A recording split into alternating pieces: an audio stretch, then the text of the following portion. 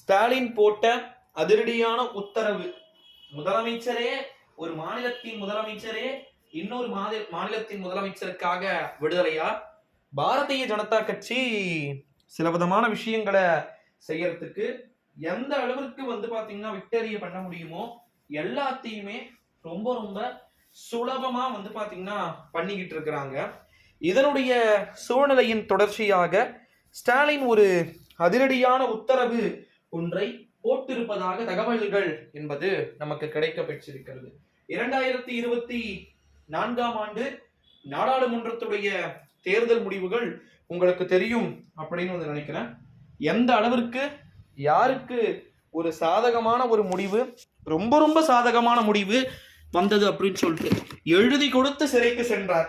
கண்டிப்பாக இந்தியா கூட்டணி ஆட்சி அமைக்கும், இதில் எந்த அளவிற்கும் எல்லளவிற்கும் மாற்றம் இல்லை அப்படின்னு சொல்லிட்டு எழுதி கொடுத்து விட்டு சிறைக்கு சென்றார்.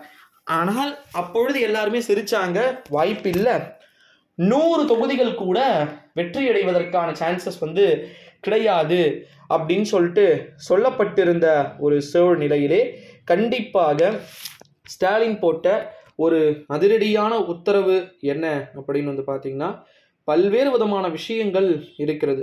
2024ஆம் ஆண்டு நாடாளுமன்றத்துடைய தேர்தலின் முடிவுகளின் ஒட்டுமொத்த சாம்ராஜ்யமே பார்த்தீங்கன்னா அரவிந்த் கெஜ்ரிவால் டெல்லியில் வாஷ் அவுட்.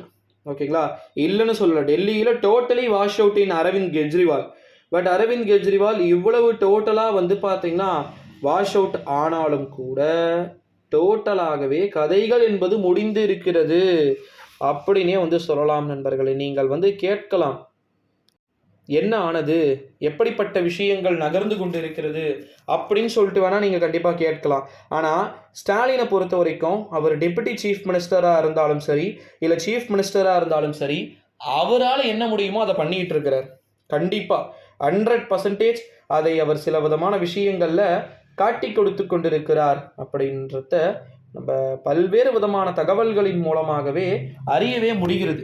இந்த ஒரு சூழ்நிலையில தான் ஸ்டாலின் பார்த்தீங்கன்னா இல்லை ரிலீஸ் பண்ணுங்க, ப்ரீ ரிலீஸ் பண்ணுங்க, வாய்ப்பில்லை, நீங்கள் பண்ணுங்க, எதானாலும் பார்த்துக்கலாம் அப்படின்னு சொல்லிட்டு சில விதமான விஷயங்கள் அப்படின்றது நடந்து கொண்டு இருப்பதாகவும் நடந்து அரங்கேறப்பட்டு இருக்கக்கூடிய சூழ்நிலைகள் என்பது நடந்து இருப்பதாக தகவல்கள் என்பது வெளியாகி கொண்டிருக்கிறது நண்பர்களே.